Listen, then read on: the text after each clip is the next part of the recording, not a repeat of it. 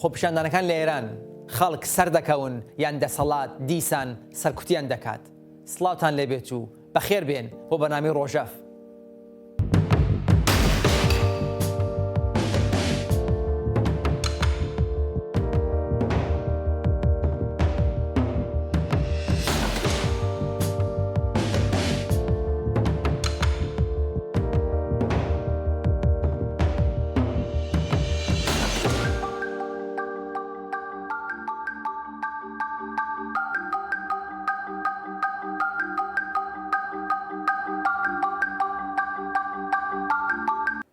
دوای ئەوەی دەسەڵاتی ئێران ڕایگەیاند نرخی هەر لیتر بنزین 3 قات زیاد دەبێت و لە 1000 تمەنەوە دەکاتە 3000 تمەن، وڵاتیانی ئێرانی لە زیاتر لە 100 شار و شارۆچکە هاتنە سەر شەقامەکان بۆ نیشاندانی ناڕەزایەتی خۆیان بەو بڕیارە.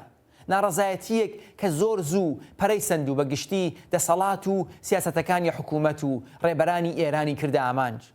لە 3 ڕۆژ ناڕەزایەتی نواندن بە پێی هەندێک سەرچاوە بەدەیان خۆپیشاندەر کوژراون و بە سەدان بریندار و بە هەزاران دەست بەسەر کراون. لە ناوچە کوردستانیەکانی ئێرانیش لەوانە لە جوانڕۆ، مەریوان، کرماشان، سنا، بۆکان و سەقز خۆپیشاندەران هاتنە سەر شەقامەکان و جگە لە سەقز لەو 5 شارەی تر تەقەل لە خەڵک کرا و ژمارەیەک خۆپیشاندەر کوژراون. ئایا دەسەڵاتی کۆماری ئیسلامی دەتوانێت ئەم خۆپیشاندەرانە وەک جارەکانی تر سەرکوت بکات یان خەڵک ئەمجار سەر دەکەون؟ ئایا یاسای نێوخۆیی و نێونەتەوەیی ئێران و هەروانە داوای لێبوردنەکەم ئایا یاسای نێوخۆیی و نێونەتەوەیی ڕێگا دەدات بە ئێران بۆ پێشەلکارێکی ئاوا؟ نوێترین زانیاریەکان سەبارەت بە خۆپیشاندەرەکان چین.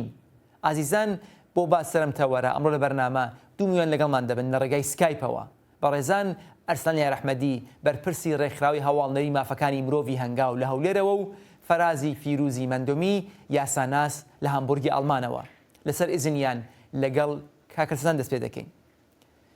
کاکەرسەلان دەزانم بەڕێستان ئەم چەند ڕۆژە بە وردی ئاگاتان لە خۆپیشاندانەکان و سەوتەکان بووە و بەردەوام لە تۆڕە کۆمەڵایەتیەکان و وەبسایتی خۆتان ئامارەکانتان بڵاو کردوێتەوە. تا ئەم دەقەکە بێ و قسە دەکەین لەم 3 ڕۆژدا واتە لە هەینیەوە تا ئەمڕۆ بەیانی دووشەممە نوێترین زانیارەکان بەنسبەتی سەرکوتەکان لە کوردستاندا چییە؟ منیش بنووری خۆم سڵاوم هەیە بۆ ئێوە و بۆ گوێگرەکانتان و هەروە بۆ میوانەکەتان. کاک شاهید تا ئەمڕۆ کە 3مین ڕۆژی خۆپیشاندانە لە ڕۆژهەڵاتی کوردستان لە شارەکانی دیکەی ئێران لە ڕۆژی هەینیەوە دەست پێ کردووە. ئەمڕۆ ڕۆژی 4می بوو، بەڵام لە ڕۆژهەڵاتی کوردستان لە ڕۆژی شەمبۆ دەست پێ کردووە و ئەمڕۆ 3 ڕۆژ بەسەر ئەو ناڕازایەتیانە تێدەبڕێت کە بەپێی دوایین ئامارێک کە ئێمە ئامادەمان کردووە لەو 2 ڕۆژەی ڕابردوودا، لە ماوەی 2 ڕۆژی ڕابردوودا واتە لە ڕۆژانی شەمە و یەکشەممە 40 کەس لە شارەکانی ڕۆژهەڵاتی کوردستان بەهۆی تەقەی ڕاستەخۆی هێزەکانی ئێرانەوە گیانیان لەدەستاوە کە لەو ڕێژەیە 15 کەسیان لە شاری کرماشان بووە، 15 کەسیان لە شاری جوانڕۆ بووە، ئەوی شارچکەیەکی لە پارێزگای کرماشان، 8 کەس لە مەریوان، کەسێک خەڵکی سەقز کە لە تاران گیانی لەدەستاوە و کەسێکی لە شاری سنە گیانی لەدەستاوە. هەتا ئێستا ئێمە وەکو ڕێکخراوی مافی هەنگاو توانیمانە ناسنامەی 15 کەس لەو کەسانە ئاشکرا بکەین کە ڕوون بۆ تۆ بەماناوەکانیان. لەو 15 کەسەیش 2 کەسیان ژنن، هەروەها لە شاری جوانڕۆژ ژنێک کوژراوە و ئەوەی کە گرنگ بووە لەو ماوەدا کرماشان فکوسێکی کەمتری لەسەر بووە، هەواڵەکانی کەمتر بڵاوبوونەوە، بەڵام بەداخەوە ڕێژەی پێشکاریەکان لە شاری کرماشان زۆر زیاترەوە بووە کە تا ئێستا بڵاو بووەتەوە بەپێی ئەو زانیارانەی کە ئەمڕۆ ئێمە دەستمان کەوتووە. لە 2 ڕۆژ ڕابردوودا لە گەڕەکی دەوڵەتاوای کرماشان 5 کەس گیانیان لەدەستاوە، لە شقامی خۆمینی 6 کەس گیانیان لەدەستاوە، لە گەڕەکی جاپراوە کە هەر باسی نەکرابوو تا ئێستا 5 کەس گیانیان لەدەستاوە و دەوترێت 2 کەس لەوانەی لە دەوڵەتاوە گیانیان لەدەستاوە برای یەکدیکە بوون، بەڵام هەتا ئێستا ئێمە ناسنامەکەیان بۆمان ڕوون نەبووەتەوە. هەر لەو ماوەیەدا زیاتر لە 500 کەس لە شارەکانی کوردستان بەتایبێت لە مەریوان، جوانڕۆ، کرماشان و بۆکان بریندار بوون و ڕێژەی دەست بەسەرکردنیش زۆر زیادی کرد. ینی ئێستا دەتوانین بڵێم زیاتر لە 300 کەس لە شارەکانی بۆکان، مەریوان، جوانڕۆ و سنە دەست بەسەر کراون بەس ئێمە هەتایسەن ناوی چەند کەسێکیان بۆ مەناشکرا بووە بەڵام ئەوەی کە ڕوونا بەشێکی زۆریان دەست بەسەر کراوە. کاکرسەلان بۆکان چی پێشتر لە هەوڵەکاندا بوو کە ڕەنگە لە بۆکانیش لە دەرەنجامی تەقەکردن با بڵێن هاوڵاتی بۆکانی کوژرا بێت شتی وا ڕووی داوە؟ بەڵێ ئێمە دوێنێ راپۆرتێکمان بڵاو کردەوە کە وتمان دوێنێ شەو کە 4 کەس لە بۆکان گیانیان لەدەستداوە ئەمڕۆ راپۆرتەکەمان ینی هەم پشتڕاست بوو هەمیش ئەوە دەرکەوت کە کچێکیش گیانی لەدەستداوە بنێویش لێر دادوەند یا فاتمە دادوەند واتە ڕۆژی ڕابردوو لە شاری بۆکان 5 هاوڵاتی بە تەقەی هێزەکانی ئێران گیانی لەدەستداوە و لە چەند شوێنی تایبەتەوە بە تایبەت لەسەر بانگەکان لەسەر ئیداری پۆست لەسەر فەرمانداری بۆکان هێزە چەکدارەکان جێگی گران و بە ئاشکرا تەقیان لە خەڵکەکە کردووە و هەروەها بە کۆپتەر هێزیان هاوردووە لە دەوروبەری ئێران لە دەوروبەری ببورن شاری بۆکان جێگیریان کردووە بۆی خەڵک گوشار بخەنە سەر خەڵکی بۆکان و بۆی بەپێ ئەو زانیارێنش کە هەمە ئەمڕۆژ بڕێک ئاڵۆز بۆ لەنێو شاری بۆکان و خەڵک بڕێک هاتن و سەرشەقام. باڵێ زۆر چاکدینەوە لاتان بۆ وردەکاری زیاتر. کاک فەراز بە پێی یاسای نێوخۆیی ئێران جارێ باسی یاسای نێوخۆیەکان ناکەین و یا ئەو با بڵێن کۆنڤانسیۆنیانێکی ئێران پەیوەندی پێوە کردو پێوەستی بۆ ئەبێ پابەندی بێت بە پێی یاسای نێوخۆیی ئێران تەنیا ئەوەی کە تەقە دەکرێت لە خوبشاندەران لێیان دەدەن دەیانگرن برینداریان دەکەن بە ئەشرار و چەتە ناویان دەبن ئەمە یاسای ئێران ڕێگە بەوە ئەدا؟ سڵاو و ڕێزمەس لە خۆمەت جەنابت و میوانی عەزیز و هەروەها بینەرانی خۆشەویستە. بە پێی یاسای نێوخۆی ئێران هەموو ئەم حرەکاتگەرە غێرە یاساییە و نایاساییە. ئەلبەت تۆزێ سەختە لەم وەزعیەتا کە هەموو شتێ ناڕوونە و خەڵک ناڕەحەتە لە ئەم حەوادسە وابووگە لە قانون و یاسا قسەکردن تۆزێ سەختە ئەمما بە لە حازت ئوریک ئەگەریش گەرەکمان بێت لەسەری قسەکەین لە یاساگەری مختلفە خودی کۆماری ئیسلامی ئەم کاریانەوە تەقەکردن خودسەرانە و پێشلکردنی مافی هاوڵایەتیانی قەدەغە کردگە لە یاسای بنەڕەتیە لە قانون ئەساسیە هەمانە و لە قوانین جەزایی کۆماری ئیسلامیە هەمانە لە قانونی بەکارگیری سڵاحە کە مەسەوە 1373 و قەدەغن و مەمنوعیەتگەری کە لە قانونێ نیروگەر مسلحە هەست بەداخەو هیچ کام لەم قوانینە لە ناوخۆشە ڕعایەت ناوێ وەختێک کە دادستانی کولی کشوەر خەڵک وەکو ئەشرار ناولی ئەوات ئەم دادستانە مدعی العموم ئەم دادستانە چۆنەتانێ لە حقوق عمومی حقوق عامە دفاع بکە دادستانێک کە حمایەت و تەرەفداری لە دەوڵەتی بەرعوهدەیە عوهدەدار ئەوەیە کە سیانەتکە لە کۆماری جمهوری ئیسلامی لە جمهوری ئیسلامی و سیستەمی سیاسی ئێران بەداخەوە هیچ کات ناتانێ مدافعێکی ئام بۆ حقوقی ئامە بێ و قوانین ناوخۆ لێنا ڕعایەت بکردێ. ئەلبەت ئێران بە لەحازی قانونی بە پێی مادەی نوێی قانون مەدەنی ئێران کە مسەوەبی بە شۆڕشی گەلانی 57 بە پێی ئەم مادە کنوانسیۆنەکان کە ملحق بووگە بێ لە حکمی قانون داخلیە هەست یعنی وەختی ئێمە ئێژین کنوانسیۆنگەر حقوق مەدەنی و سیاسی و اقتصادی اجتماعی 1966 UN لە حکمی قانون داخلیە هەست قانونێکە کە لە مەجلسی سنای ئێرانە لە بەل لە شۆڕشی گەلانی ئێران بەسەوەب بووگە و لازم الئجراس بە پێی تووە ئەم کنوانسیۆنگەرەکە دەرحکم قانون داخلیە ئەم حرەکەتگەرە جنایەت محسوبەوێ و ئەگەر بە صورت متعدد و سیستماتیک بێ حتا تانین تحت عنوان جنایەت عەلەی بەشەریەت ناوی بووین. زۆر چاکە و کاک فەراز ببوورە هەر لێرەدا بە کورتی دینەوە لاتان بۆ درێژەی باسەکە و ئەو جنایەتێکی ئاوا لەخۆ لە ئێراندا ناتوانین سکاڵا لە دژی بەرزۆکەینەوە وایە؟ 100% حتا ئەگەر سکاڵایش لەسەری تۆمار بکردێ بەداخەو بە قەتعیەتەوە ئێژم ڕەت ئەوێ و ڕێگەی ئەوەسە کە ئێمە ڕجوعکەین بە مەحاکم دەوڵەتگەر ئوروپی کە هەروە کە ژنەفتان لە خەوەرەکانە لە چەند ڕۆژی ڕابردووە ئەسڵی سەلاحیەتی جەهانی ئەسڵی قەزایی سەلاحیەت جەهانی ئەسڵێکە لە ئەکسەری دەوڵەتگەر ئوروپیا هەست و ئێمەتانین لەسەر ئەمە کەڵکوەر بگرین و تەعقیبی ئەم جەزایی پێشەلکەرانی مافی مرۆڤ تحتوان جەنایەت عەلەی بەشەریەت پێی بگرین. زۆر دینەوەلاتەن بۆ پرسیارە لە دواتر بۆ وردەکاری زیاتر. کاکەرسەلان ئاماژەتاندا بەو کوژراوانە، بەڵام جگە لە تەقەکردن لە خەڵک و کوشتنی خۆپیشاندەر کە بە شێوازێکی ئاشتی خوازانە لەسەر شقامەکانن و مافیان پێدراوە بە پێی یاسای بنێڕەتی ئێران کە مادامێک کە چەکیان پێنەبێت و تەقە لە بەرپرس نەکەن مافی خۆیان لەسەر شقامەکان شعار بدەن، ناڕزای دەرببڕن، چ پێشرکارێکی تر هەیە؟ واتە چون باسیەوە بوو کە ڕەنگە ئینتەرنێت داخراوە تەنانەت هەواڵ گواستنەوە وەک شتێکی نایاسایی تیمشا دەکەن. هەر وەک ئاگادارن، یعنی بەڕاستی لە زۆربەی شارەکان هەم لە ئێران هەم لە ڕۆژهەڵات زۆربەی ئەو کەسانەی کە هاتنە سەر شقامەکان بەتایبەت لە ڕۆژهەڵات دروشمێکی سیاسی وایە نەدەدا، مەسەڵەن داوای مافی سەرەتایی خۆیان نەکرد یا داوای ئەوە بوو کە بنزین نرخی بنزین هەرزان بێت، بەڵام بەداخەوە دەبینی هێزەکانی ئێران لە وەڵامی ئەوانەدا دەستیان بۆ تیژی برد و سەرەتا لە ڕێگەی باتۆم و ستارێ ئەو پاش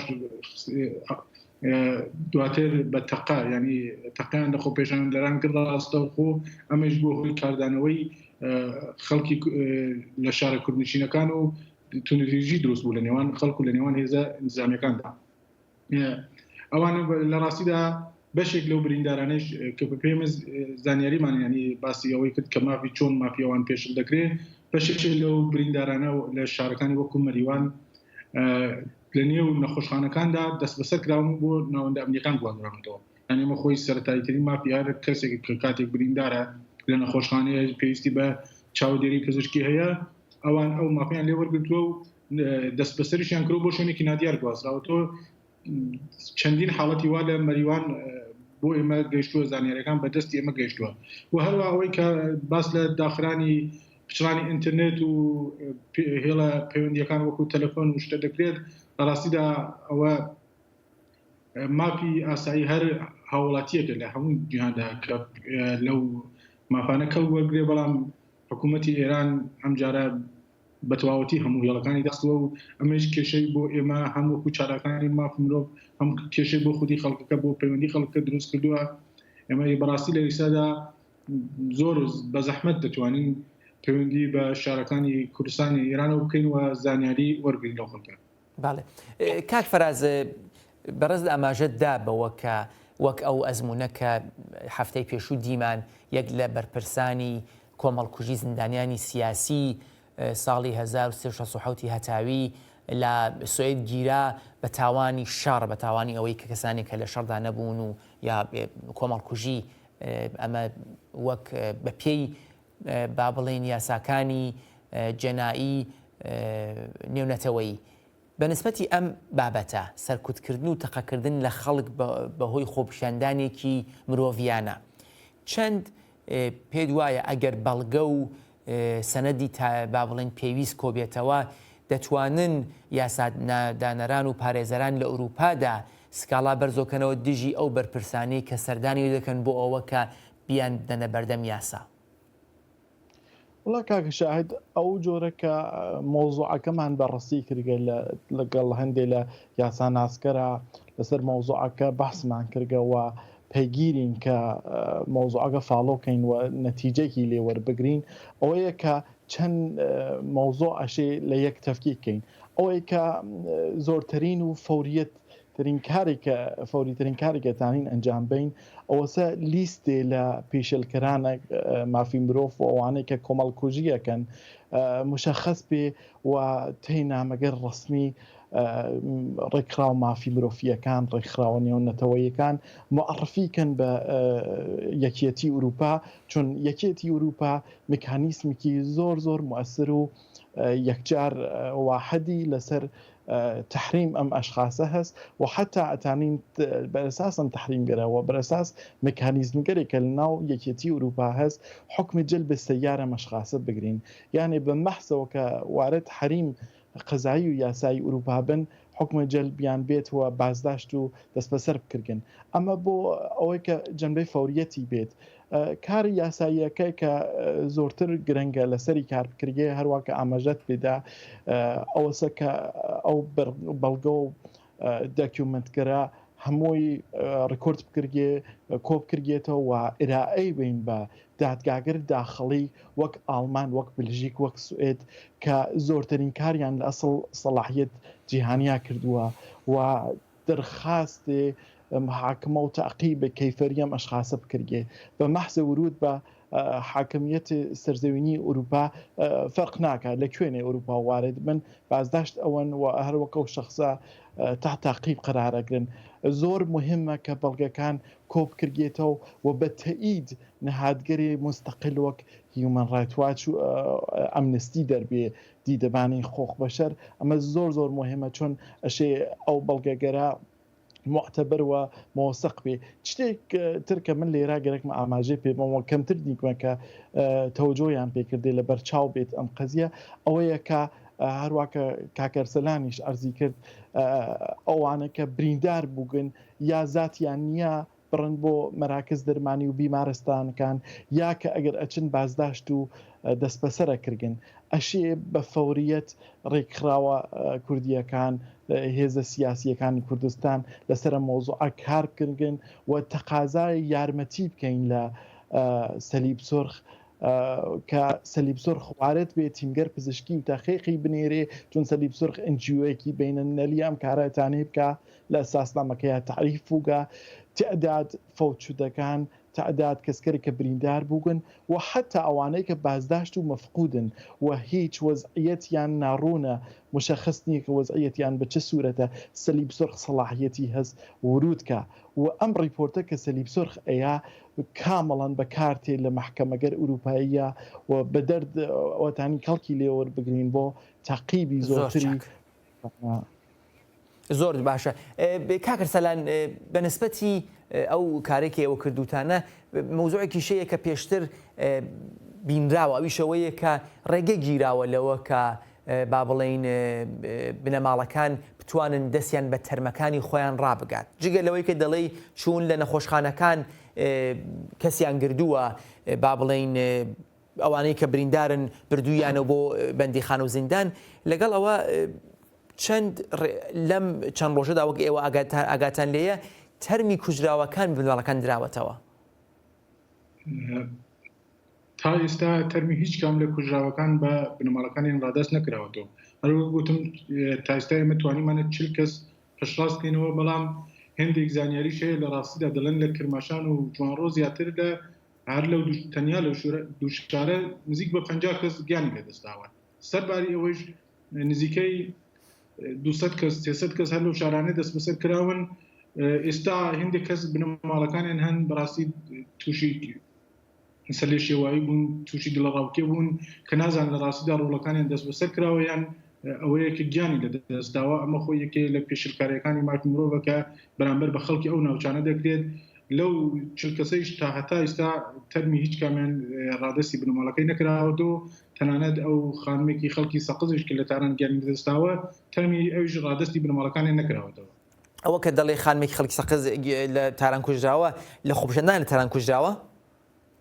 بەڵێ لە خۆپیشاندانەکان بۆ ناو خەڵکا بۆ تەقیری کراوە گیانی لەدەستەوە بەڵێ بەڵام ئەی لە شارەکانی ترکی کاکەرسەلان با بڵێن لە دیواندەرە لە بانا لە مەهاباد لە سەردەشت پیرانشار قوروا دێهگولان لەو شارانە چی لە ڕوانسەر پاوا لەوانە خۆپیشاندان ئەم چ ڕۆژانە بووە بەپێی ئەو زانیارانەی کە ئێمە هەمانە تەنیا لە 15 شاری ڕۆژهەڵاتی کوردستان خۆپیشاندان کراوە ئەمڕۆ ینی تا دوێنێ لە 14 شار بوو بەڵام ئەمڕۆ شاری دێهلۆرانیش بۆ یەکەم ڕۆژ هاتوونە سەر شەقام شاری دێلۆران لە پارێزگای ئیلام و شاری خودی شاری ئیلامیش لە پارێزگای کرماشان لە خودی کرماشان جوانڕۆ سەپێڵی زەهاو شعبات گێلانی غەرب و لە پارێزگای سنێژ لە خودی سنە لە کامیێران مەریوان سەقز و لە پارێزگای ئورمیش لە ئورمیە و بۆکان و میاندوا خۆپیشاندان کراوە جگە لەو شارانە هەتا ئێستا لە هیچ شارێکی دیکە خۆپیشاندان نەکراوە بەڵام ئەمڕۆ دۆخی نێو شاری مەهاباد و شاریبانەی زۆر ئاڵۆز بوو و هێز ئەمنیەکان بە تەواوەتی نێو شار و ناو گۆڕەپان و نێو شەقام و گشتیەکان و هەروەها لە شوێنی بنکە حکوومەتیەکان و ئیدارەکانیان گەمارەدا و بە چڕی ئەو ناوچانە دەپارێزن دۆخی ئەو دوو شارێژ ئەمڕۆ زۆر ئاڵا بوو. بەڵێ کاک فەراز بەڕێزت پێشتر با بڵین لە ئەگەر هەڵە نەبم لە دایرەی بازرسی ئیشت کردووە لە سنەدا لە پارێزگای کوردستان و ئاگات لە شێوازێکی هەڵسوکەوتی بەرپرسانی سەربازی و بەرپرسانی ئاسایشی و ئەمنیەتی ئەو ناوچە هەیە کەواتە چاڕوانی چی دەکەی پێ وایە لەم ڕۆژانەدا کە ئێستا ئاوا ئاڵۆزی هەیە و خەڵک بە جۆرێک ناڕزایەتی و سەهەڵدان لە خۆیان نواندنەوە ئابە و شێوازە تونەش سەرکوتکراون پێ وایە کە یەکەم چ دەسەڵاتێکە کە ئایستا بەکردەوە کوردستان بەڕێوە دەبات دواتە هەر ئوستاندارە شورای تەمینی ئوستانە یانە ئێستا با بڵێن شورایەکی تەمینی ویژەیە و فەرماندە نظامیەکان و ئاسایشیەکان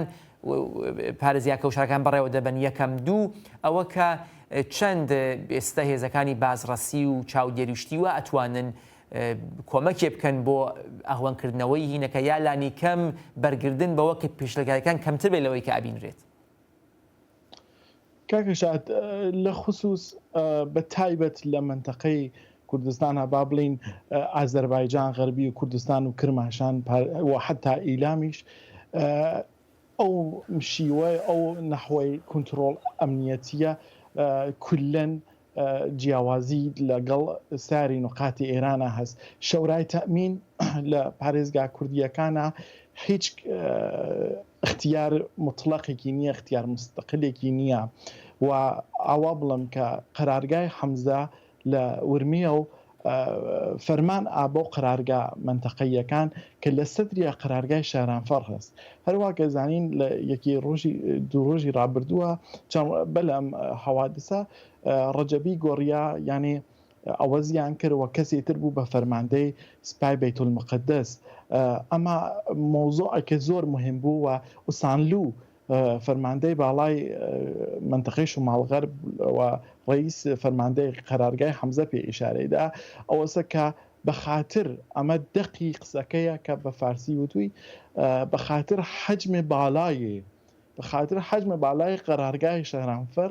هێشتا قەرارگاکە لە تحتی کنترۆلی ڕەجەبیە هەست تا کەسێک معرفیەوێ شارانفەر بۆ ڕوونکردنەوە شارانفەر قەرارگای سپایە لە سنەدا بڵێ قەرارگای شارانفەر قەرارگایکە کە هەم ئەمەڵیاتیە هەم ئەتلاعاتیە تەو ئەمان بە یەکە و تێکەڵ کردیاکە زۆر مەخوف و خەتەرناکە و بۆ یەکەم جارە کە لە یەک پارێزگا دوو سەرداری سپا یەکیان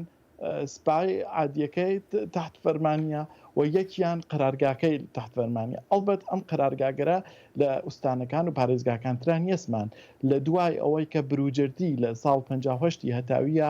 قەرارگای حەمزەی تەسیسکردن قەرارگەرە بوجود هاتن و تواو کنترۆل شارە کوردیەکان بە قەرارگا ئەمنیەتیەکانە کە هین ئەتلاعاتی سپاس و قەرارگای شەهرانفەر بە شدت فعالە و خودی ڕەجەبی هێشتا فەرماندەیە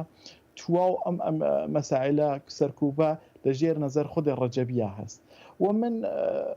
ئەو ئەزمونەکە بوومە ڕژیم مەخسوسن لە شارە کوردیەکانە کۆتانای هەموو خەڵک ئەگەر بۆی بکردگە هەموو خەڵکیشی کوشتوێ کۆتان نایێت و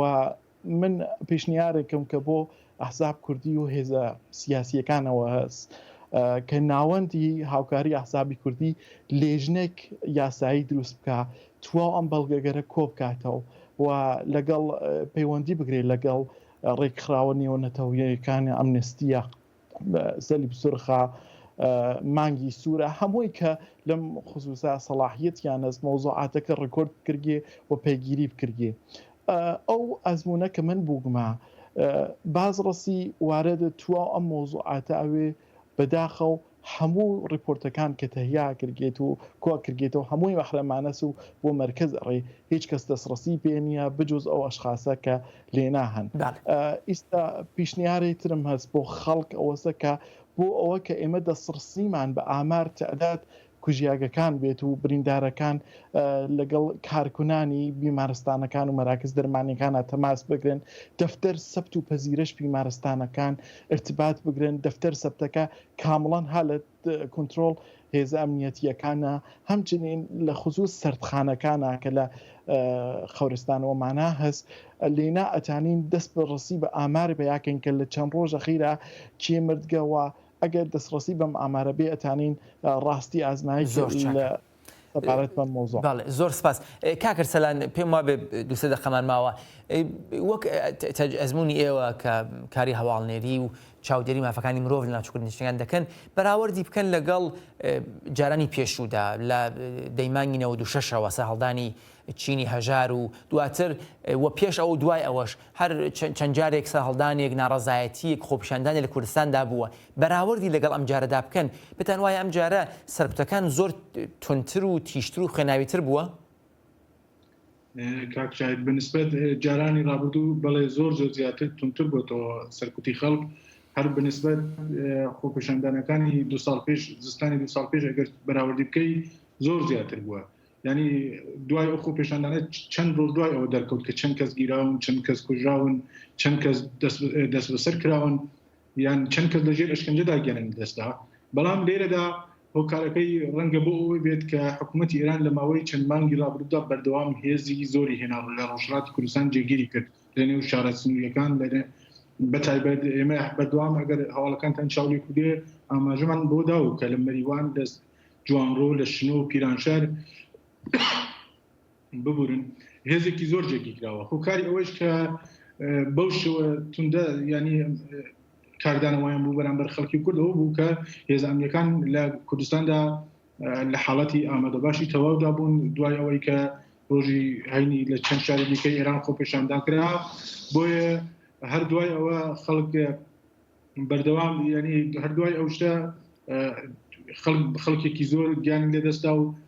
خەڵکێکی زۆرش بریندار کراون. هۆکارەکەی ئەوەیە کە ئەو هێزانە پێشتر لە کوردستان جێگیر کراون. بەڵام ساڵانی ڕابردوو دەمانبینی کە نمونەی کەەوەی لە بۆکان کرا بۆ کۆڵبەران هێزەکان لە تاران و لە شوێنەکانی دیکە ئێران هەوات. بەڵێ کاک فەراز پێم وابێ کەمتر لە 30 سانیە بەڕای ئێوە چی پێ دوایە کە ئەم جارە سەرکوتەکان زۆر بەربڵاوتر بوو ئەمەش دەگەڕێتەوە بەربڵاوی هەڵدانەکان یان نیگەرانی زیاتی دەسەڵات لەوەی کە ناتوانێت چیتر خەڵک کۆنترۆڵ بکات؟ بەڕای من سەرکوتەکان زۆر شەدیدتر بووکە بۆ ئەمڕا سکی مردمە کە برسیانە هەموو برسیە هەموو کەس مشکڵی اقتصادی و ئابووری هەسووە بە خاطرەوە کە حاکمیەتیش دەرکی کردەوە ئەم مۆزوعە ترسیکی زۆر وە گوشارێکی زۆری خستووە سەر